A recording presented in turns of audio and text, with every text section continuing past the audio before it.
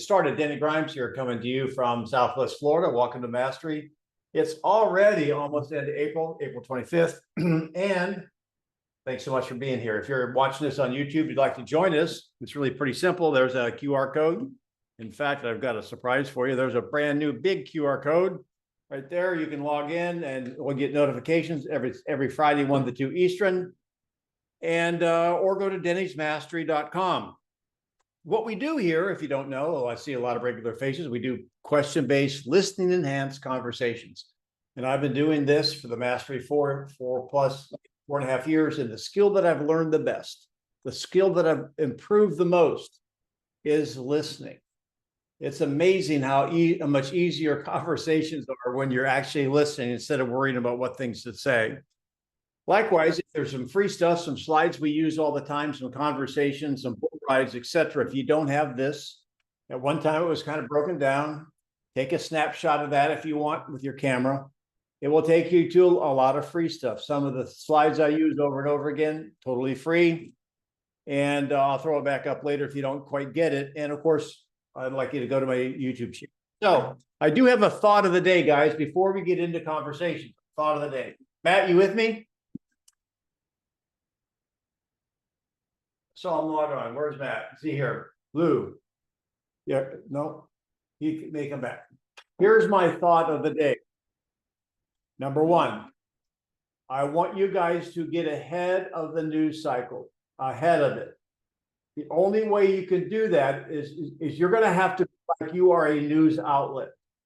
Now, again, the way the news works, simply put, that there's certain key people, opinion leaders, Realtor.com, Zillow, Gary Keller, Lawrence Yoon from the National Association of Realtors, Housing Wire. You can Google who the opinion leaders of real estate are.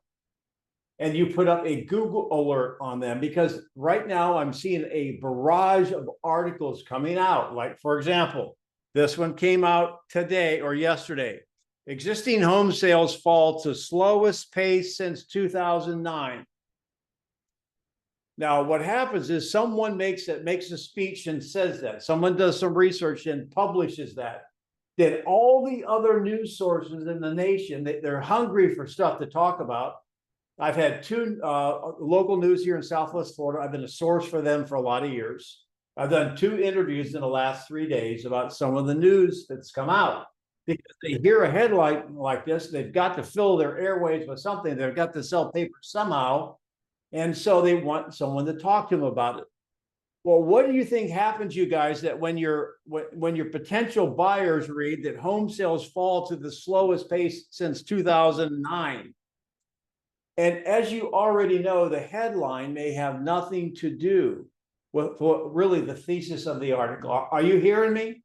I want you, Gary Keller says he wants you to be the local economist of choice. And if you want to be a source for your local news station, then let me know and I'll give you, I'll have a special call with you. I won't take the time right now to do it, but you can become the local go-to person. And what that does is, somebody told me this morning, oh, I saw you on the news last night.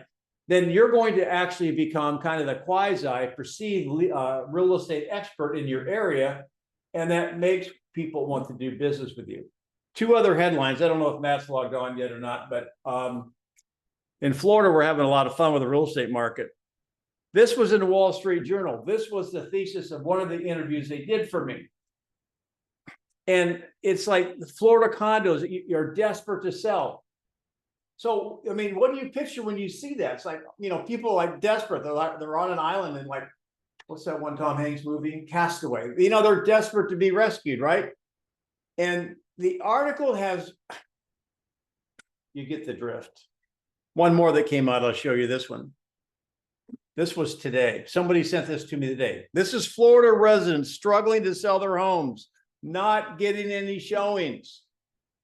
And the article goes on to say, well, you know, the home sellers are at the bottom of the market and they're not getting any showings. Now, where's Paulina and Maria? This reminds me of our conversation we had yesterday. They have a listing quote at the bottom of the market.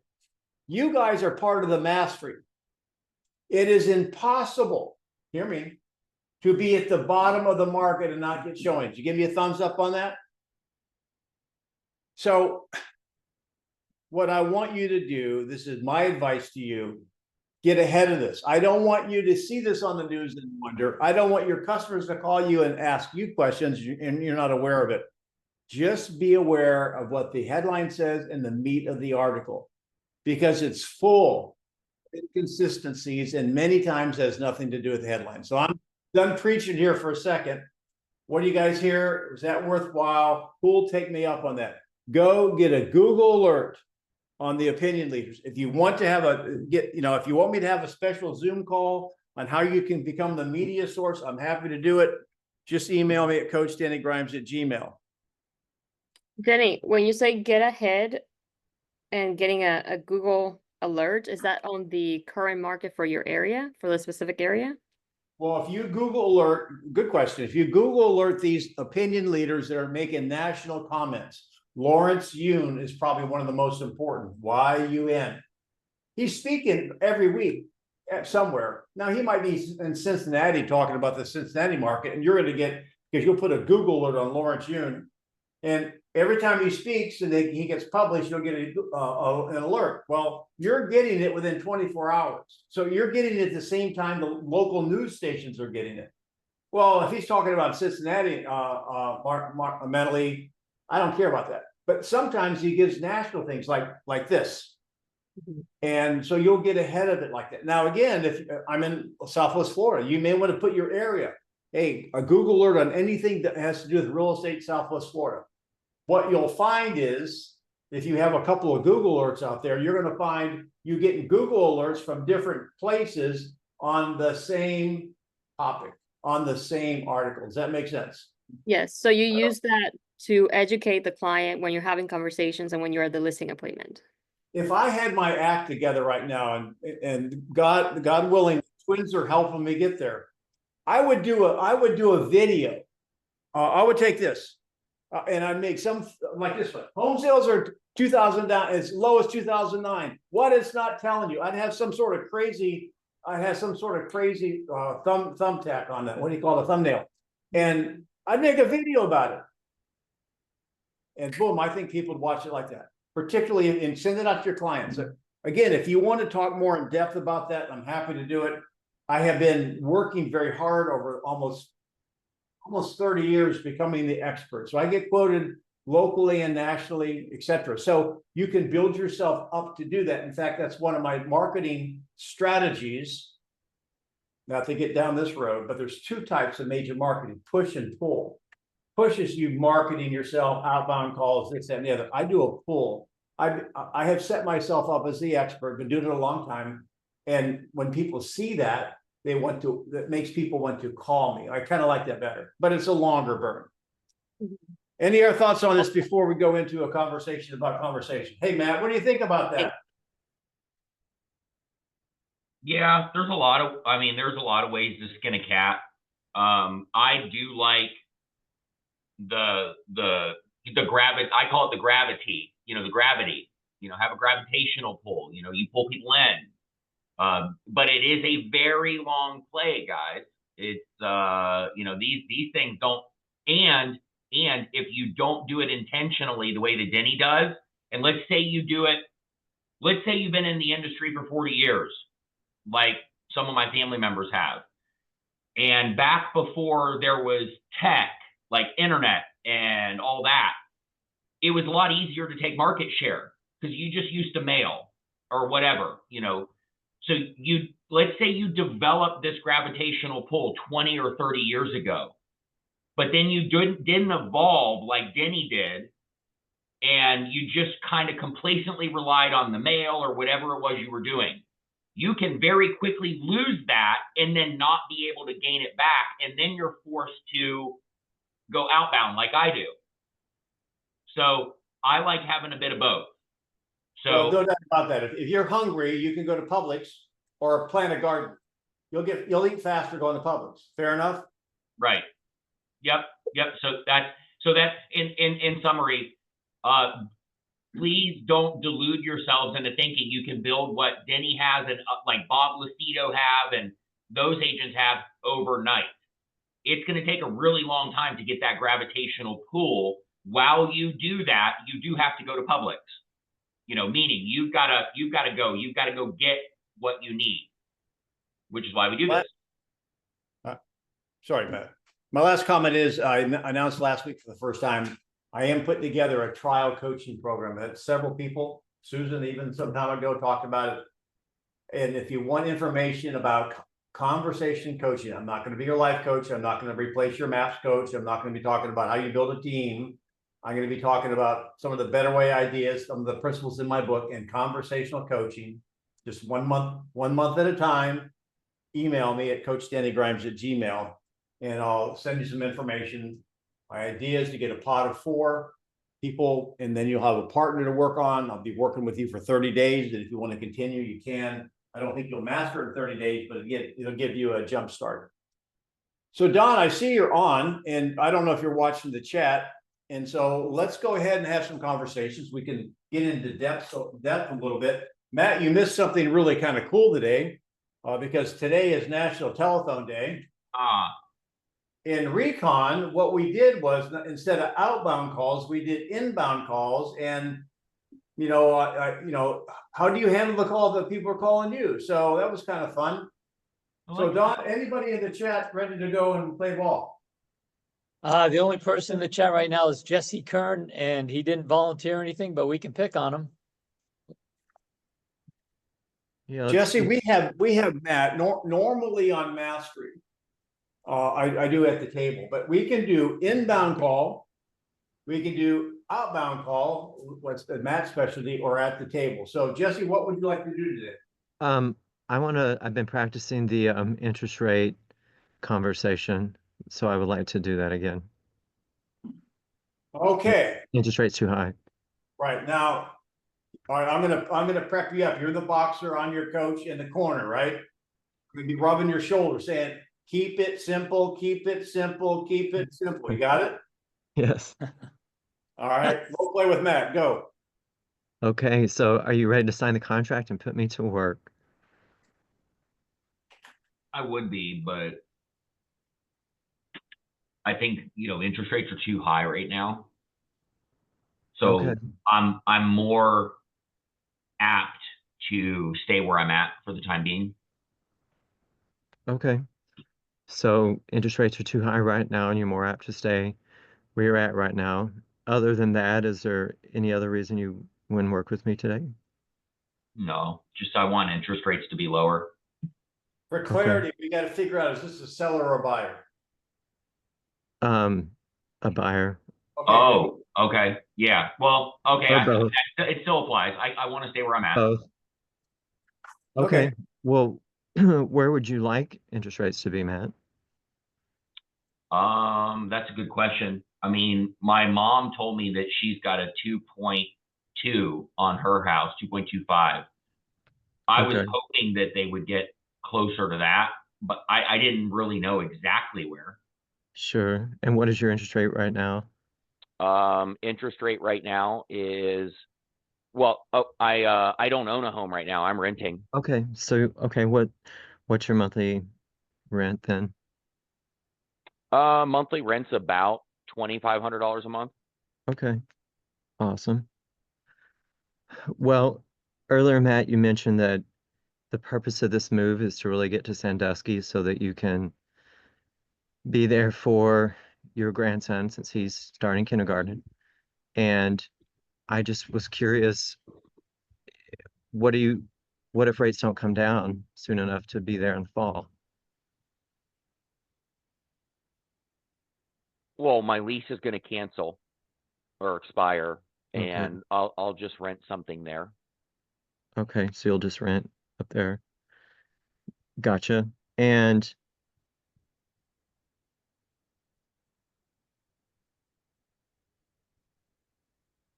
hang on. I hadn't I've got the model. I've got the model Yeah. behind. You're focused on numbers. Let's get off numbers just for a Yeah. moment. Let's go to the model. So talk Okay. about his motivation a little bit. Okay, so Sandusky, you said the grandson is there. Tell me, how is that going to benefit you to be up in Sandusky this fall? Well, it's going to benefit me because I'm going to be closer to my family. Okay, But I don't need to buy when I get there. I mean, I can just rent. sure.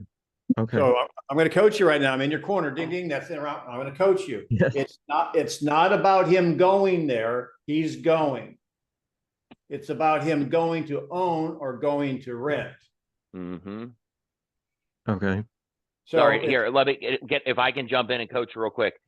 Jesse, when this kind of stuff comes up, it's not about numbers. It's not about motive. They're going, they're moving. They're on a jet plane. What you want to know is why I don't like to curse, but I am going to say one word. Why the hell did they even think about buying when they get there? Okay. That's what you want to know. It's like, so why are we even, like, you don't like interest rates where they're at? Where do you want them to be? You're going to wait for them to get to 2.25. Why were you even thinking about buying when you went there in the first place? now Okay. doesn't the destination get a whole lot clearer when you understand that? Yes. Okay, So was I talking about motivation, not why he wanted to go, the motivation, why are you thinking about buying? What Okay. advantage?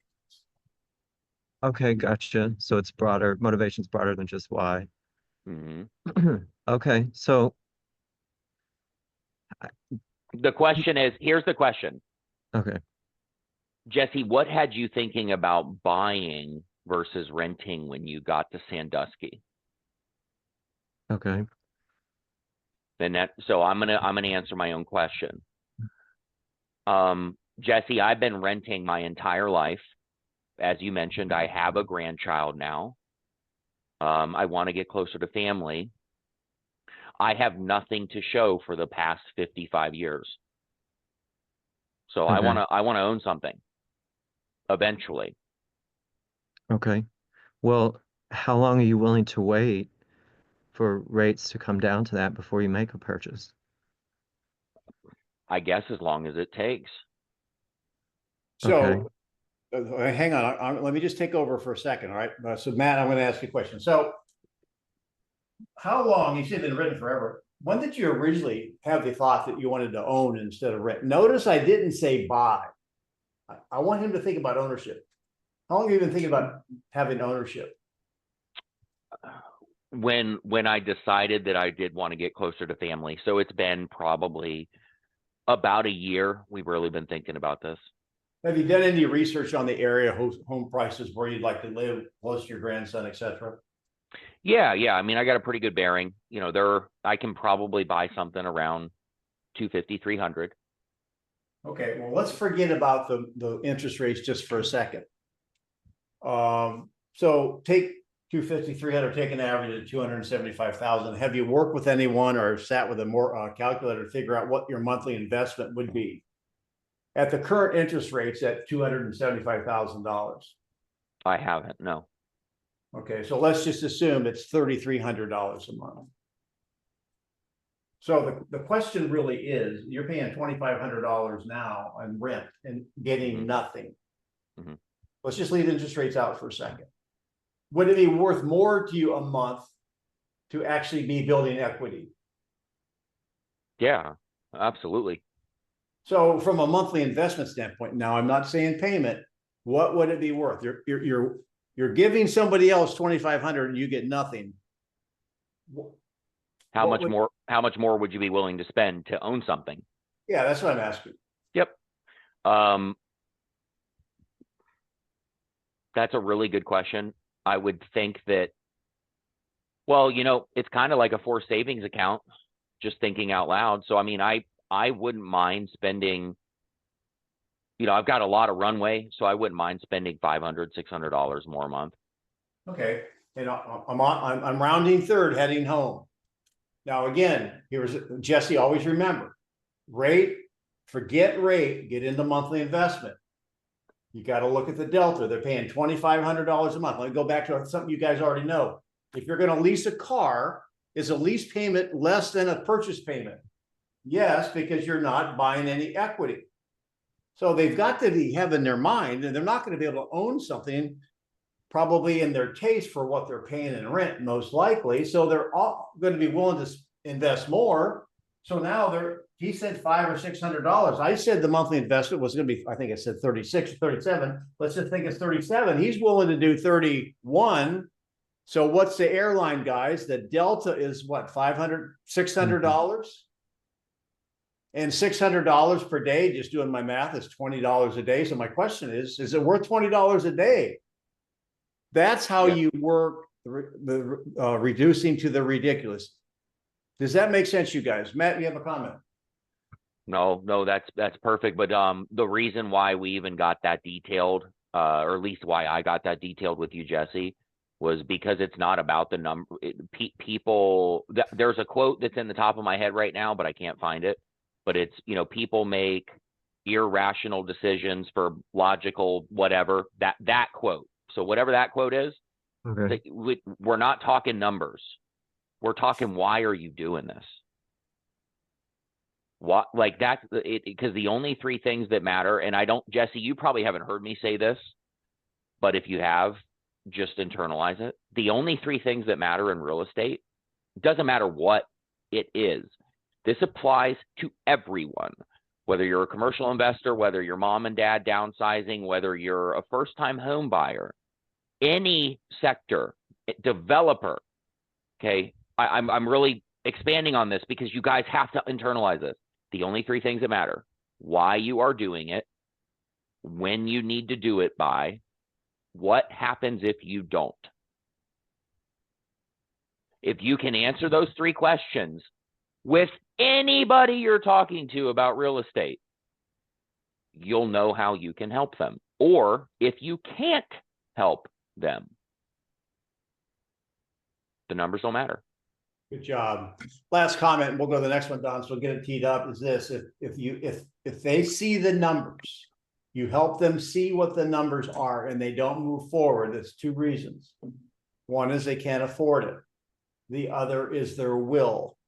Determine which it is. Yep. All right, Don. We have Parth Verge, who has they want to be the seller. I have a seller who wants to rent out his property. It says to his, but yesterday he wanted to sell. So Parth, can you come on and clarify that? He or she wants to be the seller. Oh crap, I think I wrote it wrong. But anyways, yesterday the guy wanted to sell his property, but he calls me today and he's like, yeah, I think I'll rent out to my friend. In this case, I think I'd like to be the seller because I have a bit more of an idea about the argument he'll use. All right, well, I'll take a shot at it. Matt can critique me. All right. So we're at the table, right? Yeah. And did you call it, was he an expired or something? No, he wasn't an expired. He wasn't a FISBO. He was Okay.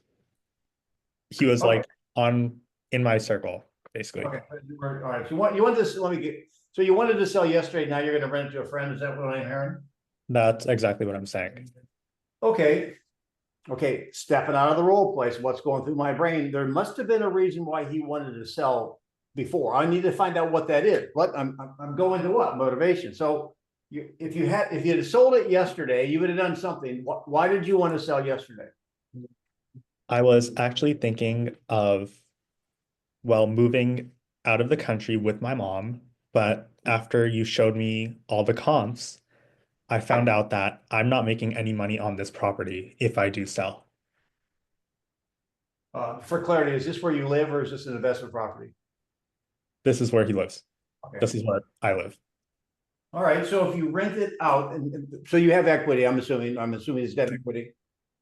How does that change things for you when you and your mom leave the country, knowing that you've got a property here and you don't have your equity?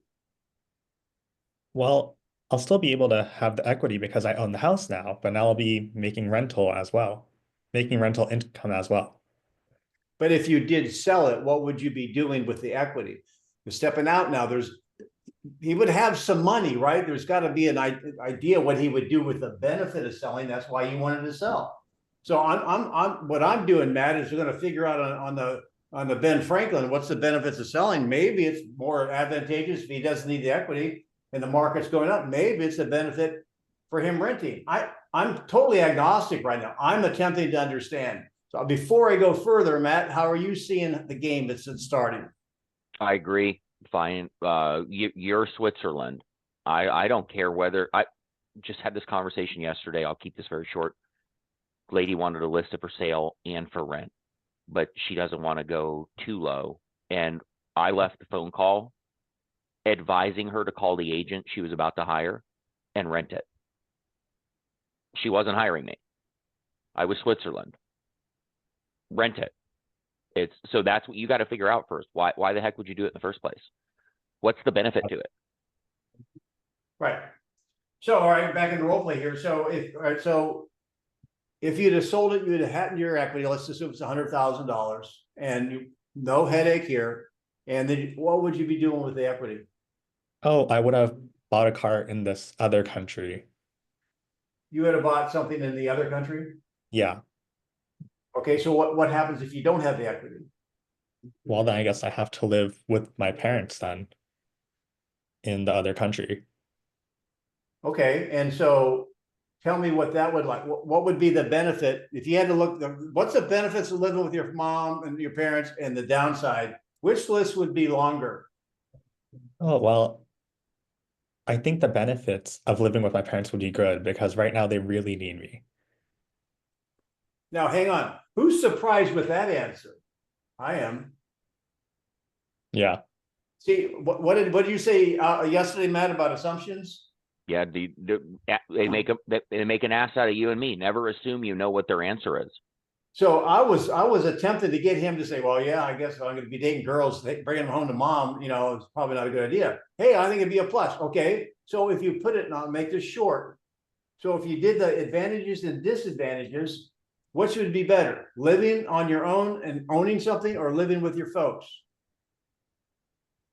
Both have their disadvantages and advantages, but right now my parents really need me.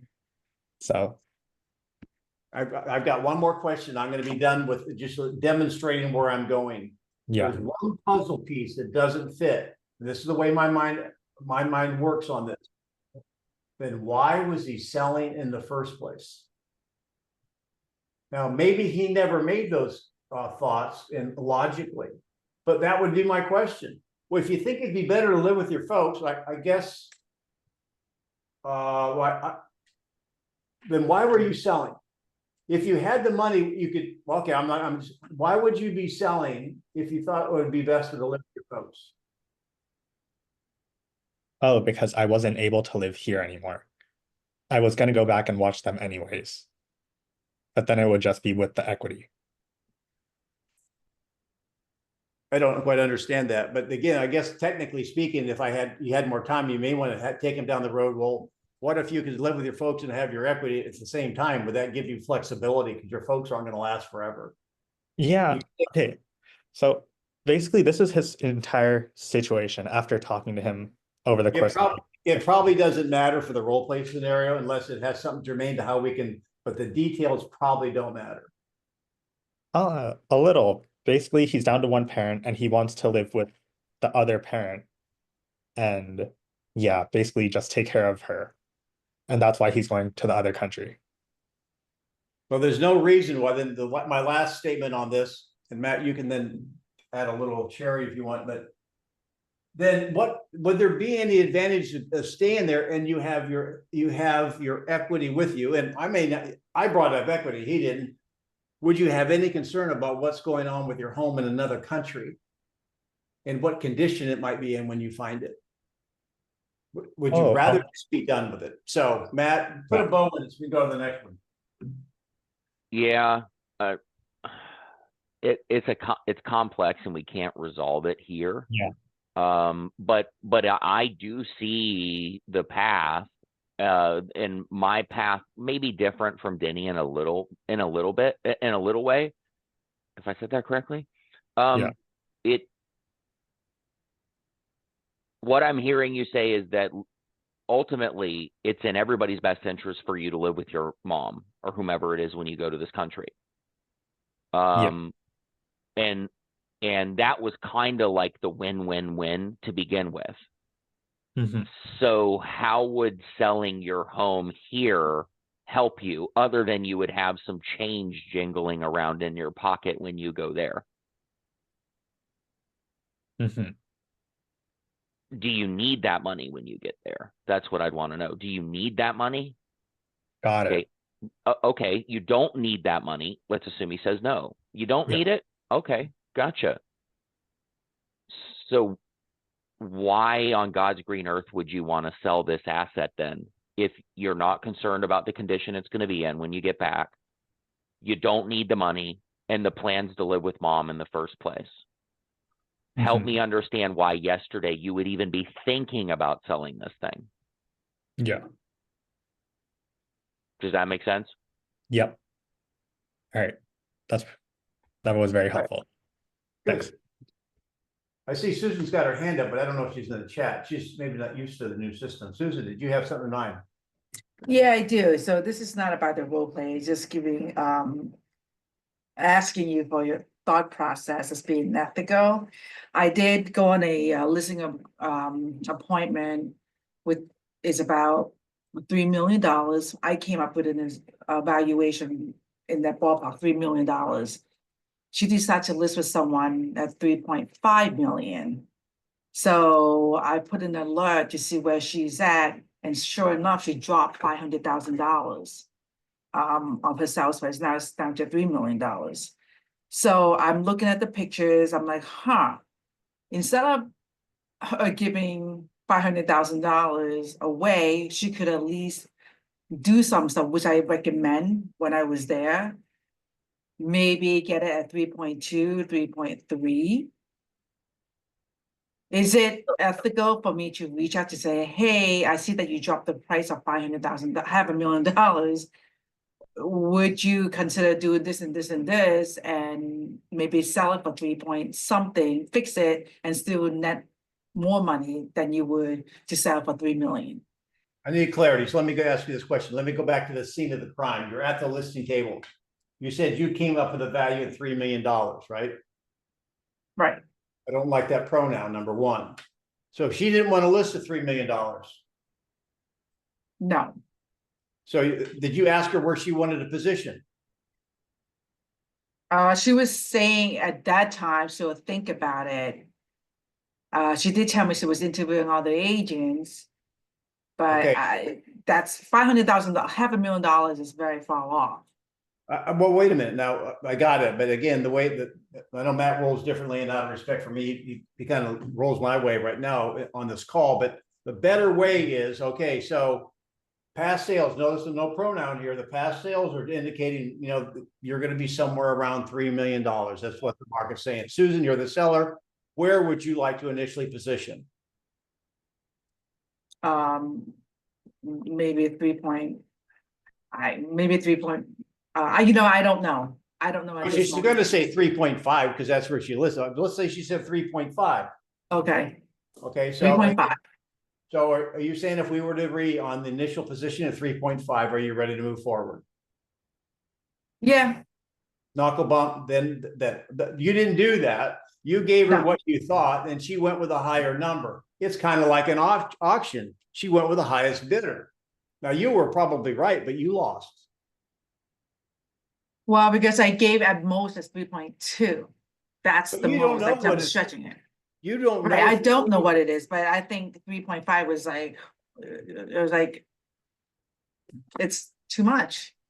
But is there a chance it could have sold at 3.5? 1% chance. Yes, Then what would you rather had the listing and it came down to 3 million from 3.5 to 3 million and you got the sale? yes, but do you want to know how stressful it is to take a listing that's way overpriced? No, it's not stressful because it's not your number. If you want stress, good point. And I'll let you weigh in here, Matt. If you want stress, you tell them what it's going to sell for. And if it doesn't, that's stress. Yep. So So, but Denny, is it, do you find it not, unethical right now to reach out and say, hey? it is on, let me stop you. Yeah. Because Susan, you know, I love you. So I know where you're going. Don't do it. Don't risk your license for reaching out to somebody else's client. Also, I don't ever want to have, like, so Denny and I share, we meet in the middle in our service area. so let's just say in the off chance Denny has a listing that's at the edge of my MLS and I know them personally but it's Denny's listing. I don't want to call that listing, even if it's not unethical. I don't want to call that Denny's listing people that I know and say, hey, you should do this, that. What do you think about doing this, this, and this? And then they say, hey, Matt, that's a great idea. I'm going to call Denny and have him do it. No, I don't want to give them ammunition. I want Denny to fall on his face and then them call me back. So here's what I might do. This wouldn't be unethical. Hey, Susan, whatever you want to say about them hiring the other agent, that's you. So, hey, I see it's on the market, blah, blah, blah, blah, blah. Can you just do me one favor? God forbid if it doesn't sell. Can you give me a call? I had some thoughts I'd like to share with you. Yeah, are you saying you would call the other agent now that you see us listed with another agent? No, she was saying she would call the client. I'm saying, yeah, she would call the client, the one that did not list with her. Right. As soon as you see that's listed with another agent, you cannot make that phone call. That's what I said. That's what I said, Denny. I said, no, don't do it. But what I would, you can't solicit them. It's illegal for the National Association, or it's against ethics, whatever. But you wouldn't necessarily be, if you're going to do anything, hey, saw it was listed, congratulations. God forbid if it doesn't work out. I just had a thought. Give me a call down the road. Again, that's still borderline unethical. It is. So that's why I'm saying don't do it. Plus, also, where I come from with that is don't give the listing agent ammunition. I'm not going to call and say, hey, here's what you need to do to get the house sold. And then they turn around and call Denny, back to my example, and say, hey, Denny, let's do this, this, and this. And then a week later, it's under contract and they did what you advised. Yeah. So don't give I appreciate that. I do not intend. I actually, the minute she told me, Susan, I'm gonna go with this agent, I'm like, okay, great. But I didn't say anything. I'd never bothered with her. But when I literally saw $500,000 drop, I literally like, I told you that, right? And like and I know, and I'm looking at the stuff, I'm like, I know what it takes to sell it, but Yep. I've got two quick things to add to this. Number one, it's ironic how I always have a phone. It's funny, when you make a lot of phone calls, I experience a lot of this on a daily basis. I just got off the phone with another agent who a client that was hiring me hired to sell their home. You notice how I said I just got off the phone with the agent. I didn't call the client that knows me and was going to hire me. And I know their situation. It's very delicate. Like, they've been in foreclosure for like 20 years. And they keep literally, and they keep getting it kicked back. That's it. Like, they keep getting postponements and things like that. But what they always talked about having options. I've got options. I'm going to extend it, blah, blah, blah. But they would always be ambiguous about what their options are. And they never really knew what their true payoff was. They always speculated. They hadn't paid their mortgage in 20 daggum years. It could be millions. So I called the agent and said, hey, just so you know, I know the clients. We were actually going to work together. Didn't work together.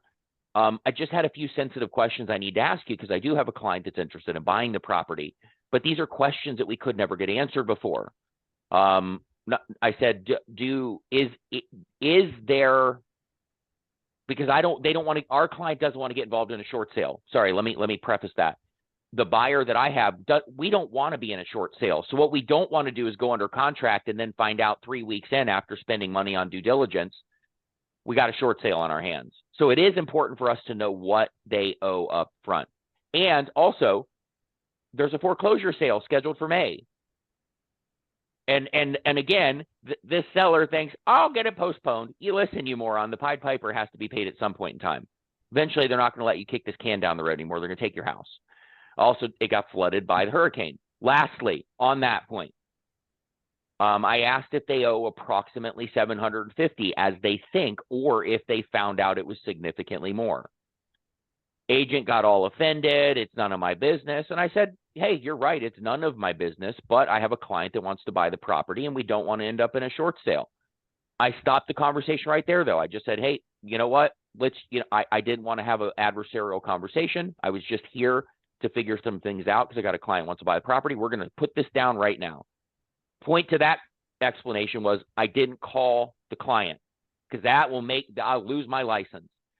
Yeah, it's pretty, well, I don't know about losing your license, but it's certainly a ethical Ethics violation. violation. Yeah. And then the last thing, on the second point to what you're talking about, Susan, Denny and I, while we do have our differences, they're not extremely different when it comes to pricing. And having what you focus on expands. In your mind, it's difficult to handle, for lack of a better term, an overpriced seller or overpriced listing. It's not when you set the expectations up clearly from the beginning, which is what Denny and I do. And I'm a little bit different because I take a CMA and show them what the market's saying, but then I also take net sheets with ranges. And Maria knows this as well because I've showed her. So here's the net sheet on the high end, here's the net sheet on the low end. And then but I say it's not my price. We're interpreting what the market's saying. What it appears the market may be saying we might be able to get somewhere between here and here. My name is not, or my fingerprints aren't on the price. I'm just saying this is what it looks like. Can you see how one might interpret the market that way? Yep. Okay, great. Where would you like to position at?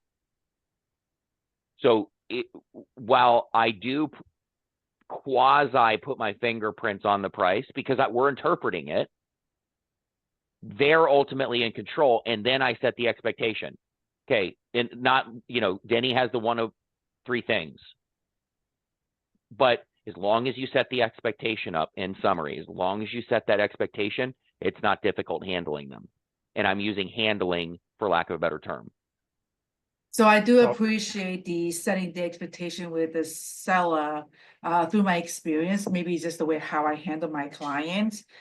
I think I mentioned to you guys, there's a house I was trying to sell. We were off by, I think, $200,000. And I told him, look, it's going to be 1.2, not 1.4.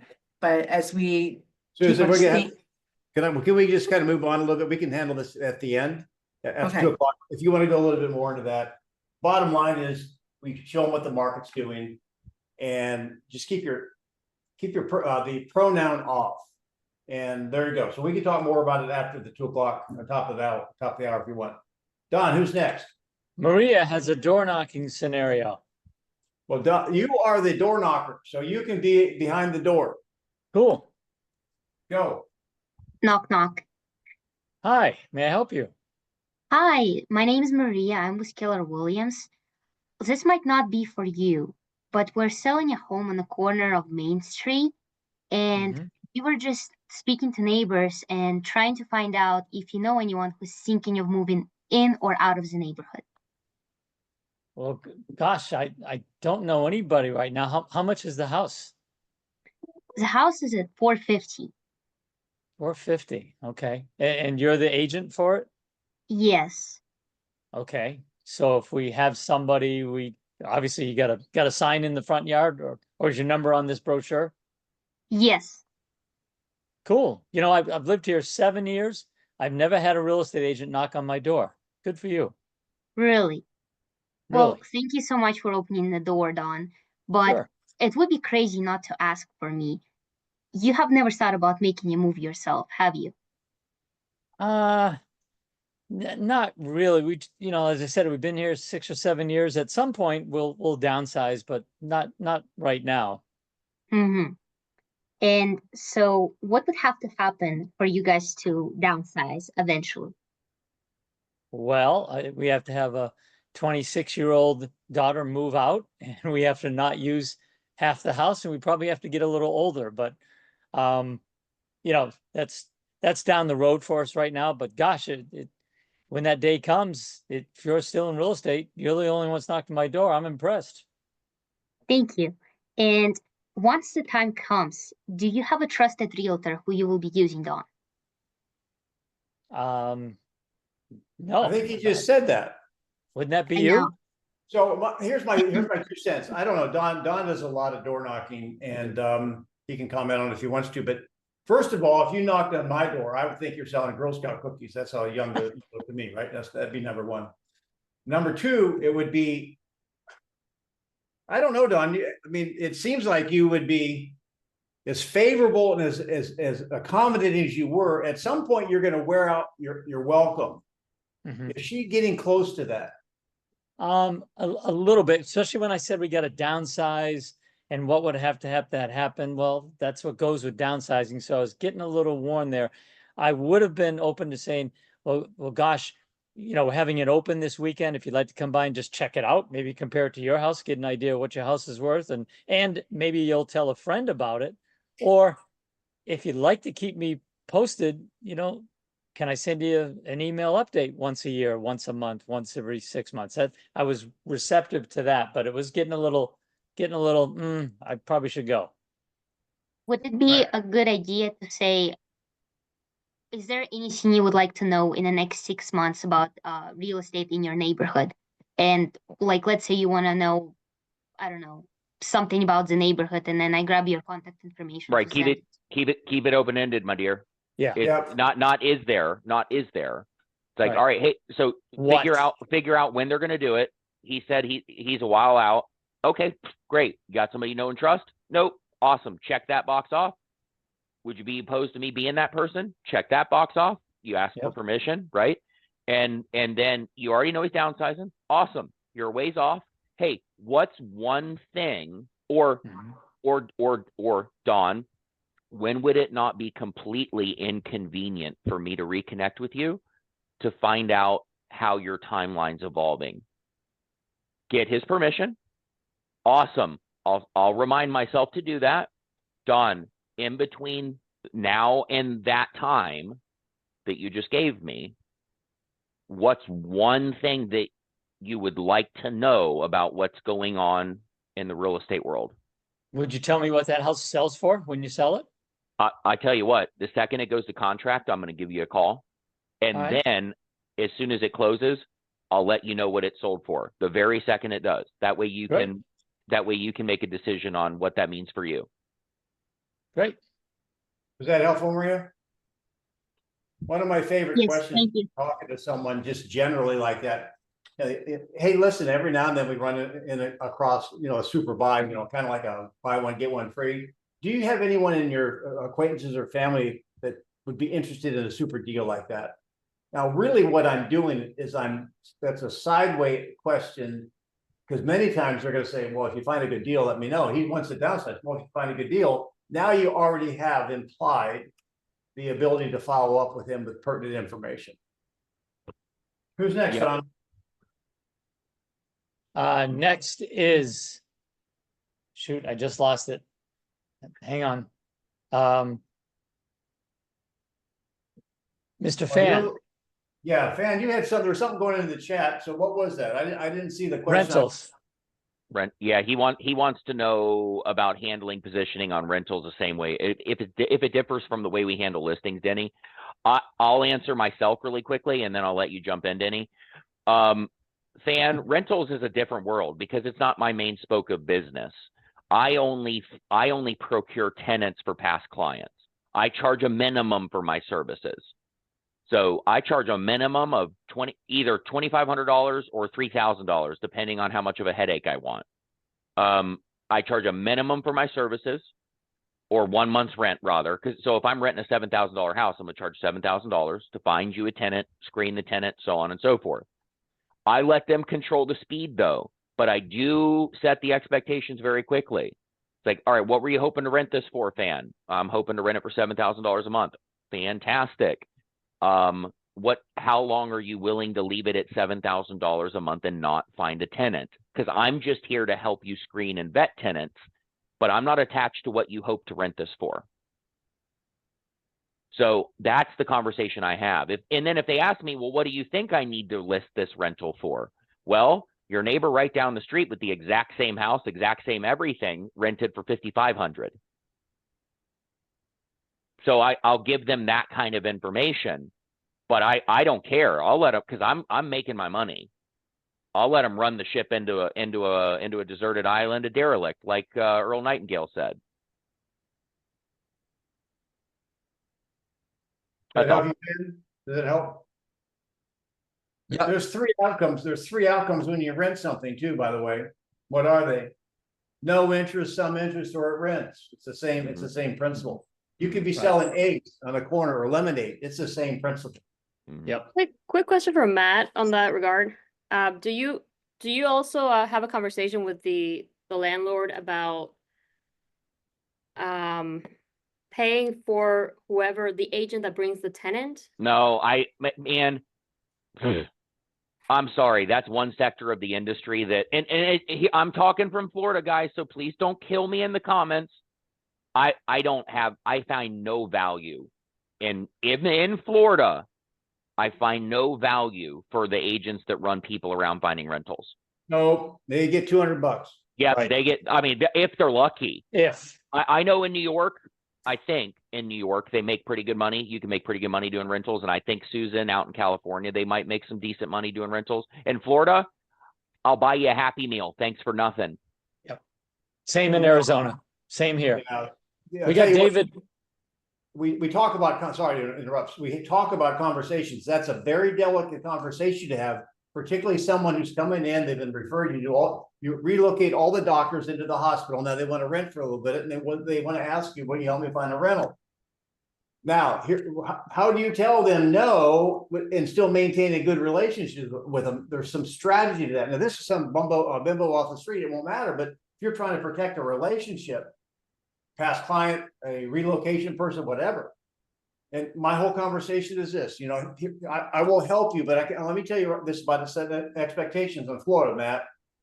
Finding a rental is one of the most inefficient things there is on the planet, particularly in Florida, because there's no central database. There's so many different property managers, and there's no plan of compensation for someone to help you.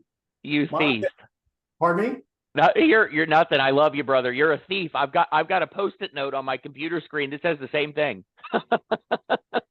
So I I've have been a using it part, for 20 years. as far as the Sneak around rent, your house. Go ahead.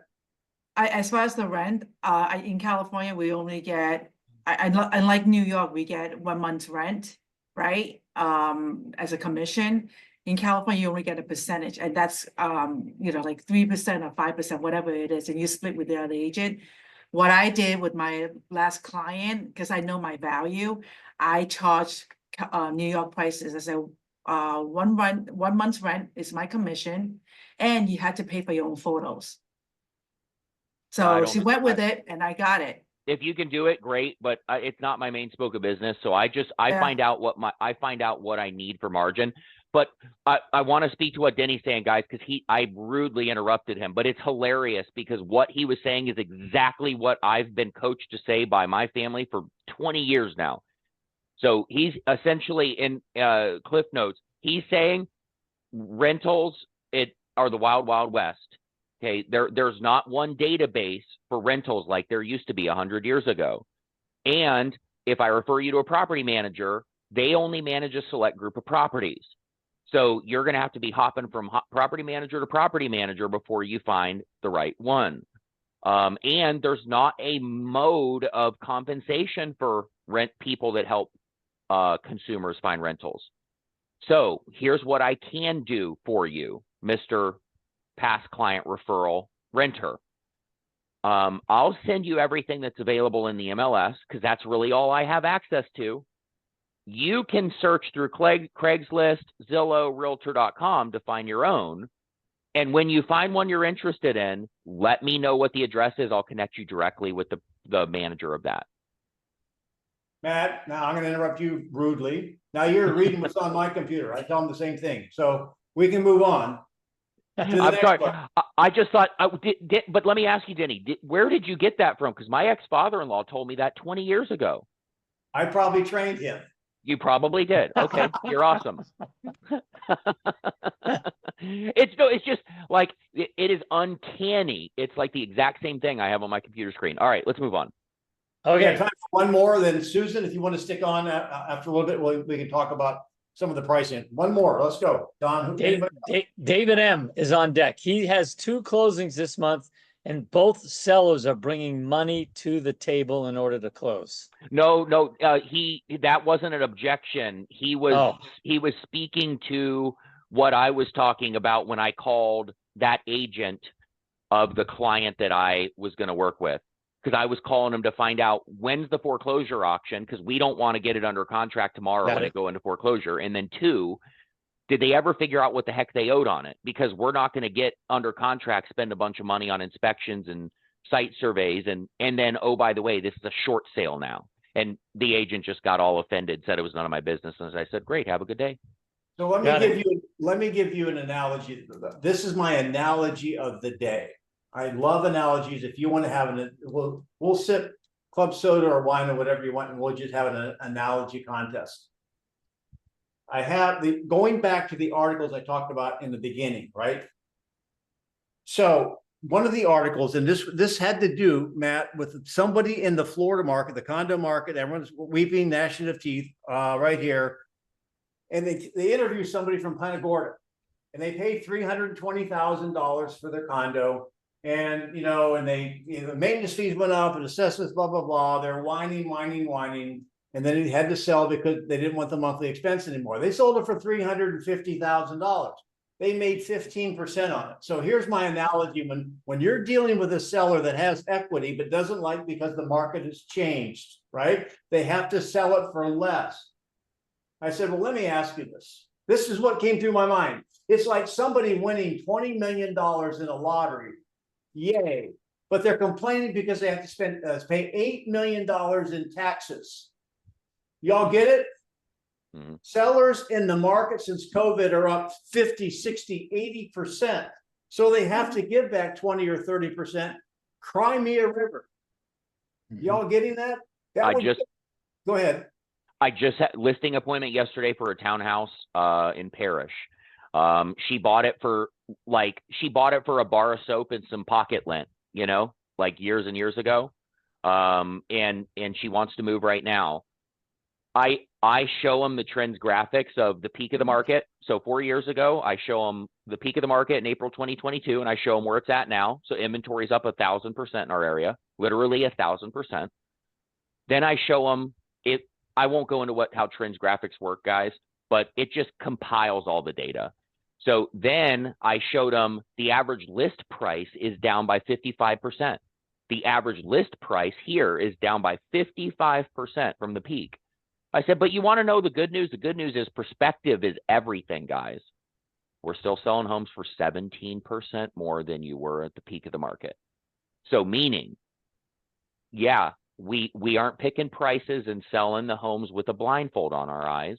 I said, but as long as we position correctly from day one, you're still going to get much more than you could have before COVID, much more. Who would complain about paying $8 million in taxes if you got 20? Nobody.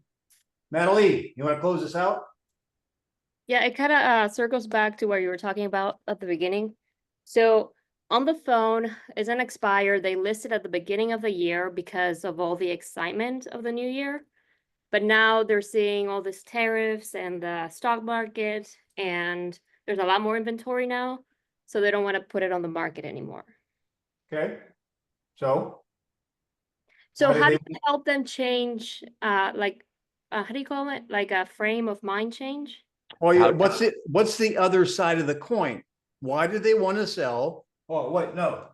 Why do they want to sell? When do they want to be somewhere else? And what is their motivation? There's the thing, 3 things that Matt asked. What's their motivation? Yeah, it was just triggered by the excitement of the new year. So they don't they can't stay there if they choose to. Great. Call me when you're ready to move. I mean, you were gonna say that. It. Okay. That's not their motivation. That's not it. Right. No, I was taking that at face value. I was being flippant. Forgive me. There's something else there, Matalise. Yeah, I get it. You were excited about the first of the year, blah, blah, blah. Everybody gets excited. What else was important? You got to figure that out. You got to figure out what else was making them move the needle. Because if at face value, because I've had this conversation before, $3 million listing yesterday, Yeah, no hurry. Where are you going? Staying in the area. Very ambiguous, like Mhm. nebulous answers. No hurry, staying in the area. We just don't need all this house. What do you do if you don't sell? Oh, we're good. No time frame, no time frame, no time frame. Said it 3 or 4 times. Okay, fantastic. Call me when that changes. And that's it. Guys, remember, if they're selling and buying in the same market, it's a push. Buy low, sell low, buy low, sell high, buy high. Yep. Remember that? Yep. So there's something they're not telling you. Or maybe they had a good party on New Year's Eve, so maybe throw a party and get them in the mood again to want to sell. That might work too. It's just a bottle or two of champagne. One more thing, Madeleine. Guys, please internalize this as well. You can't make people or help people self-discover things that they don't need to do. So you can't make them do things they don't need to do. If they don't need to sell that home, there's nothing you can say to make them need to. Right. They've got to want it more than you want it. Right. I can't. I told my ex-girlfriend this, and we're no longer dating. Said I can't. Wait a minute. Now you're going to give us a script to your girlfriend, and now she's no longer your girlfriend. No. But no, I can't want your success for you more than you do. Same thing with your sellers. I can't want your success. I can't want you to move more than you do. Right. It's all things in life. That's solid. Thank you, guys. So you can stick around. We can still chat a little bit more. Again, if you're interested in the individual conversational coaching, not replacing your MAPS coach, your life coach, or your soccer coach, or whatever coach you have, email me at coachdennygrimes@gmail.com. And then if you want the free stuff, I told you to put it back up again. Here's the QR code right here. So you stick around. I know, Susan, I kind of cut you off a little bit, so I want to give you back the microphone and share whatever you wanted to share. And before we go. Sure. I do have a 11 o'clock. He just came into the office. But anyway, just real quickly, I know in my past experience, maybe that's the reason why I behaved the way I did with this particular seller that was at 3.5, because the listing that I had, and so he wanted, I positioned at 1.2 million. I gave him a range. I never say one price. I gave them a range. And then once when we prepped the house, we did the renovation, we did some paint job, and then we staged it. He's like, he keep on increasing each week as it progresses to improve. And we got to a point at 1.4 million, which is $200,000 off. I didn't get any solid offers until maybe when I did my own open house, and that's when I kind of like sold the property to one particular buyer, and we got to that price at 1.4, and it cost me almost like 9 months of the listing, and it was so stressful. That's why I refuse to take any listing that's overpriced, even though they want it, because then they're gonna blame me that I didn't set the expectation, right? Because I always said, and I told you this, and I remind them, I told you this is what I think, but eventually it did get sold, but it cost me 9 months, and it was very, very stressful. I don't know what you guys. In California, so based on the number of hours you put in and your commission, what were you earning per hour, and was it worth the stress? Yes. All right, then why are we crying? You're crying because you're paying $8 million in taxes and you want a $20 million lot. Yeah, but again, Susan, I love you. I love you more than you know. I always set the expectation in my listing, and we guys give them the reins. Hey, Denny, we'll list your property at whatever price. You're the boss. We're going to list your property at whatever price you want to, under one condition. Can I share that condition with you? And then I'm going to say, and I say it just like I just did, under one condition. Can I share that with you? We will list it at whatever price you want, so long as in 6 months, so long as in 6 months to a year, I do not get a phone call asking me why your home has not sold. Because would you like to know what my answer is going to be, Denny? It's gonna be that the market has not accepted the price. There you go. Yeah, I have something similar, but my sticky note is not exactly like yours. I'm closing on Monday on a property where I knew why they had to sell and I knew when they had to sell, and they selected a almost 75,000, like a substantial higher than where the market was. And when we serviced the listing, we knew the timeline that they wanted to be out by the summer. We repositioned and then it sold, and they were very happy. And it didn't really take much for us to just reposition it after when it needed to be to get it Right. sold. Right. Yep. If you set those expectations clearly up front, guys, just like I talked about, and Yeah. you know, give them the reins. Okay, great. Hey, be happy to try 1.9, whatever the number is, be happy to try it under one condition. I don't get a phone call in however long, ask me why it hasn't sold, because I'll only have one answer for you. It's a market that hasn't accepted the price. And then you've set that expectation. So now, as David's talking about, when you're doing your follow-up bi-weekly, weekly, whatever you do, was getting to X still important to you by this date? All right, well, looks like the market's responding. What are we doing? And then to Susan's point at the very beginning of the call, rounding this all out, you would have taken a listing quote $500,000 overpriced, setting that expectation like we just did and like David talked about. You would have got the price reduction and it would be under contract. And to David's example. All right, guys. Matt, great wisdom. Don, thank you. Thank you guys for participating again every Friday. See you. Have a great weekend. Love you. Mean it. Knuckle up. And see you on Recon next week. Bye-bye. Thank you.